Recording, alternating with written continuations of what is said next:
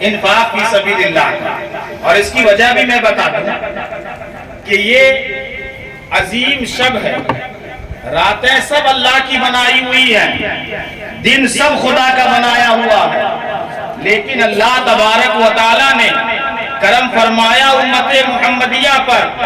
کہ ہمارے اعمال اس لائق نہیں ہیں، پھر بھی کچھ راتیں اللہ نے ایسی دے دی ہیں کہ اگر ہم دل کھول کر کے اس میں عبادتیں کریں تو اگر ہمارے گناہ جھاگ کے برابر ہو سمندر کے تو اللہ تبارک و تعالی ہماری مغفرت فرما دیا۔ سبحان اللہ۔ انہی راتوں میں سے ایک رات شب معراج ہے جس میں ہم اور آپ شب بیداری کر رہے ہیں، تو اس میں جو بھی کام کریں گے، درود پڑھیں گے تو اس کا بینیفٹ دوہرا ملنا ہے، کوئی بھی عمل کریں گے تو بہتر اجر ملنا ہے۔ معراج النبی کے موضوع پر آپ خطاب سنیں گے اور سبحان اللہ اور ماشاء اللہ کی صدائیں لگائیں گے تو اور دنوں کے بنسبت اور شبوں کے بنسبت آج کی شب میں آپ کے نام اعمال میں زیادہ ثواب لکھا جائے گا، تو کیوں نہیں آج انفاق فی سبیل اللہ کا بھی کام کر لیا جائے۔ لوگ زکوٰۃ دینے کے لیے، صدقہ و خیرات کرنے کے لیے 11 مہینے انتظار کرتے ہیں کہ وہ مہینہ رمضان کب آئے گا، کہ آج ہم ایک دیں گے تو ایک ہی کا ثواب ملے گا، رمضان آئے گا تو ہم ایک دیں گے 70 کا ثواب اللہ تعالی ہمارے نام اعمال میں لکھے گا۔ تو جو خدا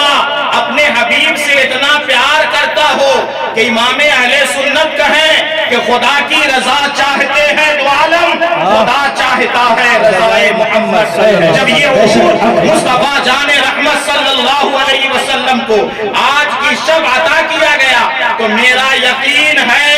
کہ اگر آج ہم انفاق فی سبیل اللہ کریں گے، اللہ کے راستے میں خرچ کریں گے یا اللہ کے راستے میں خرچ کرنے کا ارادہ کر لیں گے تو نبی کے نالین کے صدقے میں یہ امید رکھی جا سکتی ہے کہ اللہ تبارک و تعالی اور دنوں کے بنسبت آج زیادہ ثواب ہمیں عطا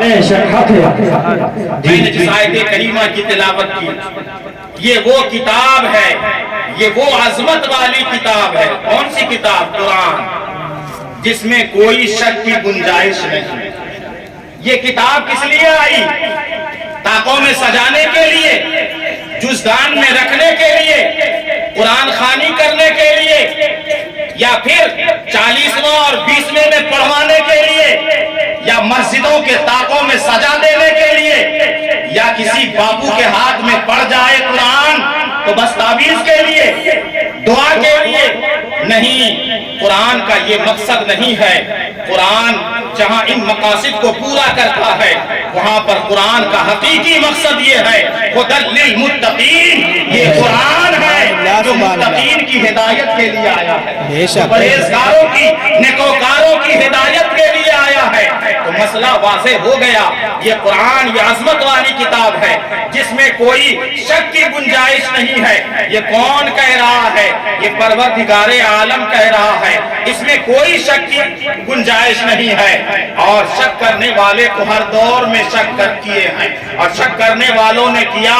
لیکن نہ کل جواب لا سکے، نہ آج جواب ان سے بن پڑا، اور نہ صبح قیامت تک وہ اس کی کتاب کا جواب لا سکتے ہیں۔ قرآن نے اس وقت بھی چیلنج کیا تھا اور وہ چیلنج آج بھی قرآن کے صفحات میں موجود ہے۔ ان کنتم فی ریب مما نزلنا علی عبدنا فاتوا بسورۃ من مثلہ وادعوا شہداءکم من دون اللہ ان کنتم صادقین۔ اگر قرآن کے اس بات میں تم شک کرتے ہو کہ یہ میری نازل کردہ کتاب نہیں ہے تو تم اکیلے نہیں، پوری جماعت کو لے آؤ اور ایک آیت ہی اس کے مثل بنا کے دکھا دو۔ اگر تم اپنے دعوے میں سچے ہو، یہ دعویٰ بھی کیا قرآن نے، چیلنج بھی کیا اور جواب بھی دے دیا، وَإِن لَمْ تَفْعَلُوا وَلَمْ تَفْعَلُوا وَاتَّقُوا النَّارَ الَّتِي وَقُودُهَا النَّاسُ وَالْحِجَارَةُ۔ تم اس کا جواب نہیں لا سکو گے اور ہرگز نہیں لا سکو گے، تو ڈرو اس آگ سے جس کے ایندھن آدمی اور پتھر ہوں گے۔ پتہ یہ چلا قرآن کا یہ اعجاز ہے، نہ کل اس کے مثل کوئی آیت لائی جا سکی، نہ آج لائی جا سکتی ہے اور نہ صبح قیامت تک لائی جا سکتی ہے۔ یہ متقین کے لیے، پرہیزگاروں کے لیے ہدایت ہے۔ تو دل میں تو یہ جذبہ پیدا ہوگا نا کہ ہم متقی بنے کیسے، متقی بننے کے طریقے کیا ہیں، یہ طریقہ بھی قرآن نے بتایا، اس کی صفت بھی بیان کی۔ ہر ایرے غیرے کو ہم متقی نہیں مان لیتے، تو قرآن نے صفت بیان کی ہے، اگر وہ انسان اس صفت سے متصف ہوتا ہے تب اسے ہم متقی مانتے ہیں۔ پہلی صفت متقی کی قرآن نے بتائی وہ یہ کہ یؤمنون بالغیب، کہ وہ غیب پر ایمان لاتے ہیں، یعنی بغیر دیکھی ہوئی چیز پر ایمان رکھتے ہیں۔ اور ذہن کو قریب کر دوں، اللہ کو ہم اور آپ میں سے کسی نے دیکھا؟ نبی نے بتا دیا اللہ ہے، ہم نے مان لیا یہی ہے۔ جنت کو ہم اور آپ نے دیکھا نہیں،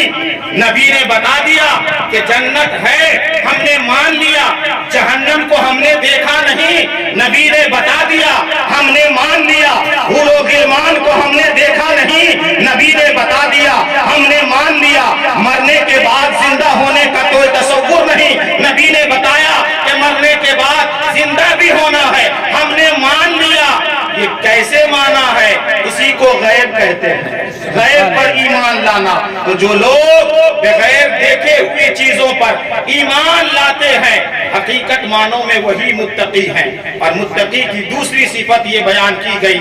وَيُقِيمُونَ الصَّلَاةَ، نماز قائم کرتے ہیں، نماز قائم کرتے ہیں۔ یہ نہیں کہ اپنے ہاتھوں میں 10 انگوٹھیاں پہنتے ہیں، 20 انگوٹھیاں پہنتے ہیں،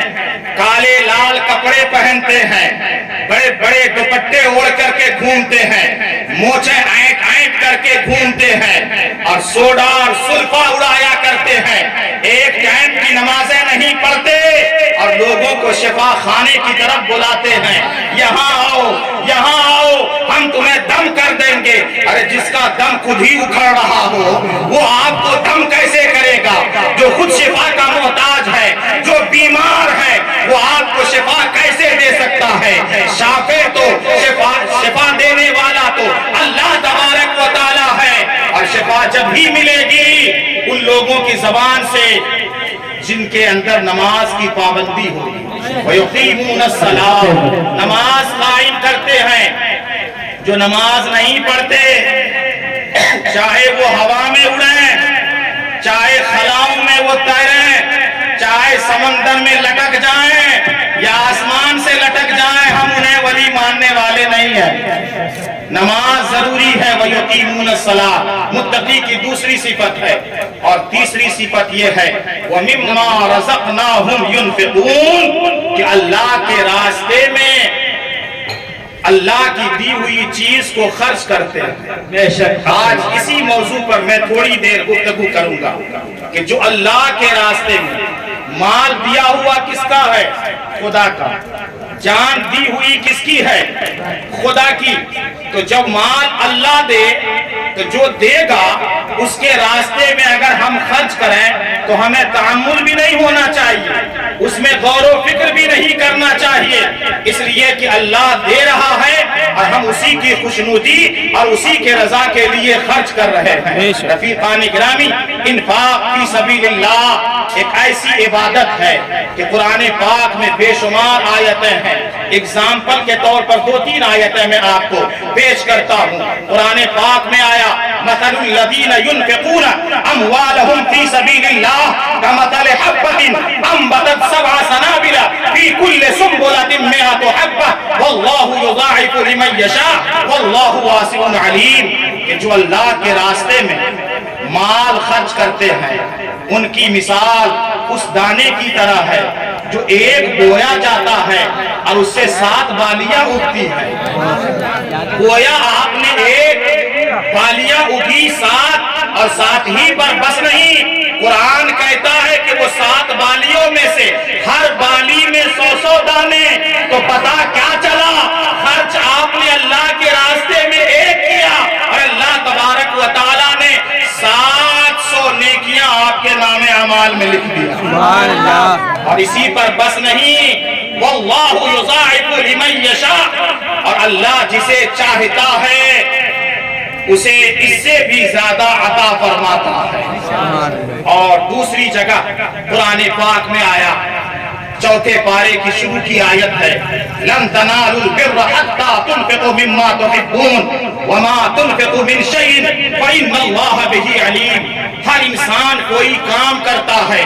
तो उसका कोई हदफ होता है, उसका कोई टारगेट होता है, उसका कोई मिशन होता है। शेखुल इस्लाम वल मुस्लिमीन करश के अराकीन अगर मदरसा चला रहे हैं, मकातिब चला रहे हैं, तो उनका भी एक निशाना है। वो निशाना है कि कौम के वो बच्चे जो गली कूचों में गुल्लियां खेलते थे, गुल्ली डंडा खेलते थे और चड्डी बनियान पर घूमा करते थे, उन्हें इस्लामी लिबास में ढाल करके स्टेज के बगल में बिठाया जाए, उनके सरों पर अमामा सजाया जाए, सुन्नते रसूल का ताज पहनाया जाए, इस्लामी लिबास पहनाया जाए और कुरान के लाहूती नगमे को गली गली में और पूरे मुआशरे में फैला दिया जाए, ताकि कोई अगर चले तो कोई कहने वाला ये न कहे कि कोई टपोरी जा रहा है, बल्कि लिबास और पोशाक को देख करके ये तसव्वुर कर ले और ये ज़हन में बावर कर ले कि कोई ऐसा नहीं है, ये मुस्तफा का गुलाम जा रहा है, ये मुस्तफा का आशिक जा रहा है।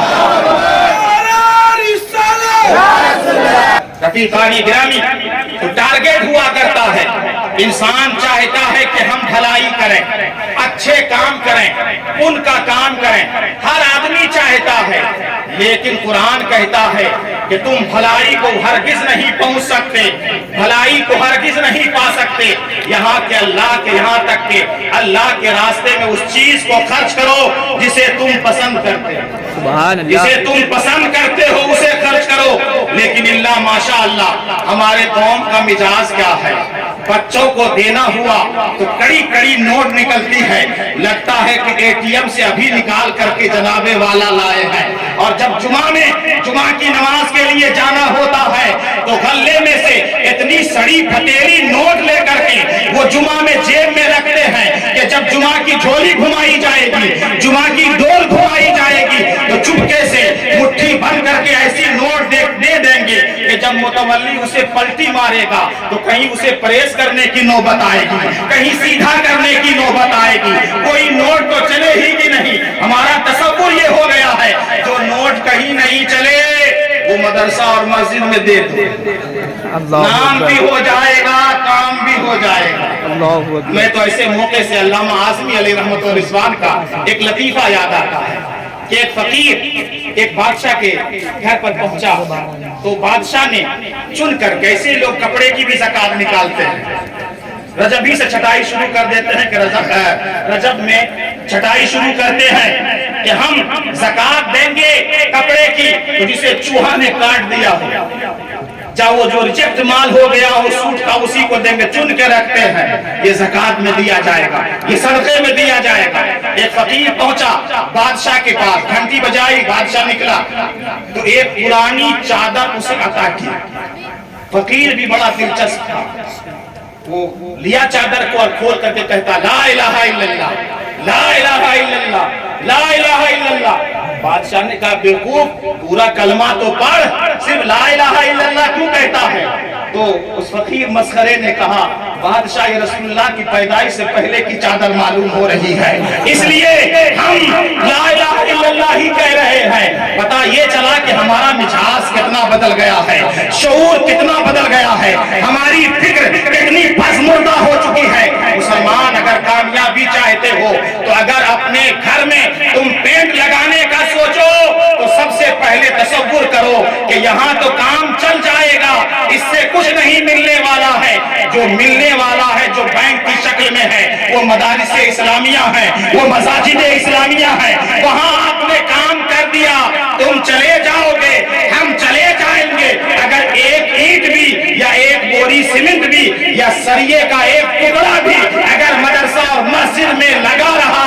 और वहाँ क़ाल अल्लाह और क़ाल रसूल की सदाएं बुलंद होती रहेंगी, हम कब्र में होंगे लेकिन राहत हमें यहाँ से मिलती रहेगी, पहुँचती रहेगी, सुकून हमें मिलता रहेगा। पता ये चला कि अगर हमें जिंदा रहना है, ये चलते फिरते जो हम जिंदगी गुजर, ये जिंदगी नहीं है। जिंदगी तो वो है जो दीनी काम में गुजर जाए, دینی کام میں زندگی گزر جائے اور یہ اللہ کی توفیق سے کسی کسی کے حصے میں یہ چیز آتی ہے کہ اللہ تبارک و تعالی اسے مسجد کا خادم بنا دیتا ہے، مدرسے کا خادم بنا دیتا ہے، خدمت کے لیے چن لیتا ہے۔ یہ توفیق الہی کی بات ہے۔ کبھی نور نگر والوں نے سوچا بھی ہوگا کہ اس محلے میں مدرسہ بنے گا، مکتب کا نہیں سوچا تھا، لیکن یہ فیضان شیخ الاسلام کام کر رہا ہے، یہ غوث پاک کی اولاد ہے، یہ جنگل میں چلے جائیں تو وہ منگل ہو جاتا ہے، تو ان کی نسبت سے آپ نے اتنا بڑا کام کیا اور قیادت بھی آل رسول کو سپرد کر دی۔ تو یقین مانیں اہل سنت والجماعت کے لوگوں کو اللہ نے دو ہاتھ دیے ہیں، تو ایک ہاتھ میں دامن صحابہ کا ہے اور دوسرے ہاتھ میں دامن اہل بیت کا ہے۔ ہمیں صحابہ کی بھی ضرورت ہے، اہل بیت کی بھی ضرورت ہے، اور میرے آقا صلی اللہ علیہ وسلم نے ارشاد فرمایا تھا میرے اہل بیت کی مثال کشتی نوح کی طرح ہے، جو اس پر سوار ہو گیا وہ نجات پا گیا، اور جو اس سے روگردانی کر لیا پھر گیا وہ غرق ہو گیا۔ قابل مبارکباد ہے شیخ الاسلام کرشٹ کے لوگ کہ آپ کے قائد ایک آلے رسول ہیں، شیخ الاسلام کے خلیفہ ہیں، کبھی آپ نے سوچا بھی نہیں ہوگا، لیکن یہ سوچ پیدا کہاں ہوئی سید صاحب بھی بتائیں گے۔ جامعہ خلیل کبریٰ ام المومنین حضرت خلیل کبریٰ کے نام سے موسوم جب ادارہ قائم ہوا اور اسی کے بینر تلے جب ہم لوگ بیٹھتے تھے تو جو سوچ پیدا ہوئی ہے وہی سوچ آج آپ کو نور نگر میں بھی نظر آ رہی ہے، شعیب نگر میں بھی نظر آ رہی ہے، مخدوم نگر میں بھی نظر آ رہی ہے، اور پورے اون میں جو اسلامی فضا اور اہل سنت والجماعت کی خدمتیں ہو رہی ہے یہ انہی مثبت سوچوں کا نتیجہ ہے۔ گرامی یہ ادارہ دارالعلوم حسینیہ جو پہلے مکتب کی شکل میں اب مدرسے کی شکل میں اور انشاءاللہ تبارک و تعالی مستقبل قریب میں یعنی عید بعد اب دارالعلوم کی شکل اختیار کر لیں، یہ کتنی اعلیٰ سوچ ہے آپ اندازہ کریں۔ ویسے تو مدارس ہیں اور ہونا بھی چاہیے، میں تو اس کا داعی ہوں، اللہ مجھے توفیق دے تو کلومیٹر نہیں ہر آدھا کلومیٹر پر مدرسہ بننا ہو، لیکن کچھ ذمہ دار جو بڑے بڑے کچ کلا ہیں، بڑے بڑے جبو دستار والے ہیں، انہیں بھی الرجی ہوتی ہے، وہ اپنی انرجی صرف کرتے ہیں، ارے یہاں تھا تو یہاں کھولنے کی کیا ضرورت ہے، اور میں تو کہتا ہوں گھر گھر میں مدرسہ ہو، گھر گھر میں قرآن کی تعلیم ہو، دل بڑا رکھیں، ظرف کو اونچا رکھیں، ارے آپ اپنے مدرسے کے معیار تعلیم کو بلند رکھیں، کوئی بچہ آئے گا کیوں میرے پاس، لیکن جب آپ کا معیار تعلیم گر جائے گا تو کہیں تو جائے گا۔ ہر بچے کھانے پینے کے لیے نہیں آتے، اب بچے بھی ہوشیار ہو گئے ہیں، کھانا پینا تو انہیں نانا واڑی میں بھی مل جائے گا، اور سورت میں رہنے والا بچہ وہ احمد آبادی تاوا بھی جانتا ہے، چکن فرائی کے بھی اس سے واقف ہے، 65 کو بھی جانتا ہے، وہ مدرسے میں ان چیزوں کا خواہاں نہیں ہے، وہ تو گھر میں جا کے کھا لے گا، لیکن وہ ایک ٹارگیٹ لے کر کے آتا ہے کہ ہم اس مدرسے میں پہنچے جہاں ہماری زندگی بہتر ہو جائے، جہاں ہمارا قرآن درست ہو جائے، جہاں تجویز کے ساتھ ہمیں تعلیم دی جائے۔ تو میں بڑے فخر کے ساتھ اور ڈنکے کے چوٹ پر کہہ رہا ہوں، حضور ممتاز العلماء کی موجودگی میں کہہ رہا ہوں کہ الحمدللہ دارالعلوم حسینیہ شعبہ حفظ قائم کر کے اون پاٹیا کے لڑکوں کے مدرسے میں فرض کفایہ ادا کر رہا ہے، فرض کفایہ ادا کر رہا ہے۔ اس چیز کی ضرورت محسوس ہو رہی تھی اور مجھے تو بے حد خوشی ہوئی جب ان بچوں کو دیکھا اور ان بچوں کی کوالٹی کے بارے میں پوچھا کہ سید صاحب آپ نے تو کہا تھا کہ عید بعد شعبہ حفظ چلے گا، یہ جبہ والے کہاں سے آ گئے، کہاں سے پکڑ کے لے، اس لیے کہ پکڑ کے لانے کی بھی عادت بہت ہو گئی ہے، پیسہ دے دے کے دستار دیتے ہیں کہ مدرسے کا نام ہو جائے، بلا بلا کے دستار دیتے ہیں، 10 جگہ سے دستار، وہ بچہ بھی بیوقوف کے 25 تو مارکشیٹ جمع کر لیتا ہے، सनद जमा कर लेता है, कहीं का नहीं रहता, धोबी का गधा बन जाता है, न घर का न घाट का। तो सैयद साहब किबला ने बताया कि मैं सही कह रहा हूं कि ईद बाद शोबा हिफ्ज कायम होगा, लेकिन ये वो बच्चे हजरत जो स्कूल में पढ़ा करते हैं, स्कूल में अंग्रेजी तालीम हासिल करते हैं और इमाम सोया रहता है, और ये कौम के नौनिहाल फजर से पहले कुरान की तिलावत के लिए दारुल उलूम हुसैनिया पहुंच जाते हैं। आप अंदाजा करें, फिर शाम में 10 बजे रात तक बगैर किसी वक्फा के ये तिलावत कुरान करते रहते हैं। तो दिल से दुआ निकली, कौम को और इस दौर को इसी चीज की जरूरत थी कि जहां मेरा बेटा और कौम का नौनिहाल हाफिज़े कुरान बने, वहां ग्रेजुएशन भी बन जाए, वहां इंजीनियर भी बन जाए, वहां प्रोफेसर भी बन जाए, वहां IAS भी बन जाए। इस चीज की जरूरत थी और मैं यकीन दहानी कराना चाहता हूं कि मेरे बस में कुछ है तो नहीं, बस अल्लाह की तौफीक है, लेकिन ये काम इतना अनोखा हुआ है कि बच्चा स्कूल में जा रहा है, कसम खुदा की, जो सुबह में 2 घंटे कुरान की तिलावत करके स्कूल की तरफ जाता होगा तो तस्वुर स्कूल की तरफ नहीं होगा, उसकी निगाहें तो कुरान को तक रही होगी, उसका ज़हन तो कुरान की तरफ होगा। और जब स्कूल का बस्ता रखेगा फिर तस्वुर करेगा कि मुझे मदरसा हुसैनिया में पहुंचना है, जो सुबह शाम कुरान की तिलावत करेगा, मेरा यकीन कहता है कि वो क्या, उसकी नस्लें भी कभी पूरा नहीं हो सकती। ग्रामी, इसलिए मदरसा हुसैनिया को उरूज देने की जरूरत है। और अभी एक प्लाट खरीदा है, मेरी दुआ है हुजूर शेखुल इस्लाम के फयूज़ व बरकात से अल्लाह ताला आधा नूर नगर दारुल उलूम हुसैनिया का हो जाए। सुभान अल्लाह, सुभान अल्लाह। नूर नगर वाले डर मत जाना कि हम लोगों को भगा करके ये मदरसा बनाएगा, ये मत बन, दिल में जगह रखिए। आप ही से मदरसा चलना है, आप ही को चलाना है। और आप अंदाजा करें कितने आप खुश नसीब हैं कि सुबह उठते थे तो हर आयरे गहरे नत्थू खैरे का मुंह देखते थे, लेकिन जब आप सुबह उठते होंगे तो किसी हाफिज़े कुरान का चेहरा दिखता होगा, किसी आलिम का चेहरा दिखता होगा। ये कैसी खुशनसीब गली है, कितने बड़े आलिम अपने पीर मुर्शिद, कितने बड़े आलिम का आप इस्तकबाल करना चाहेंगे तो 2 किलोमीटर तक कालीन बिछाएंगे,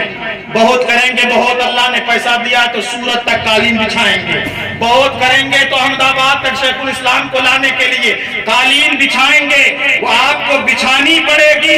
लेकिन ये हुफ़ाज़े किराम वो हैं, ये तलबा वो हैं कि जिस रास्ते से चलते हैं फरिश्ते अपने नूरानी परों की कालीन पहले ही से बिछा दिया, हर गली कूचे में परों को बिछा दिया करते हैं। तो आज अगर आपके मुआशरे में अमन है और अमन की फजा कायम है, बरकतें महसूस हो रही हैं, तो जहां आपके घर का माहौल इस्लामी हो उसकी वजह से है। लेकिन प्लस पॉइंट ये है कि जब से मदरसा का क़याम अमल में आया है, ये तलबा आपके गली कूचों में आते हैं, तो इसकी रहमतों और बरकतों से अल्लाह तबारक व तआला आपके घरों में बरकतों का नुज़ूल फरमाता है।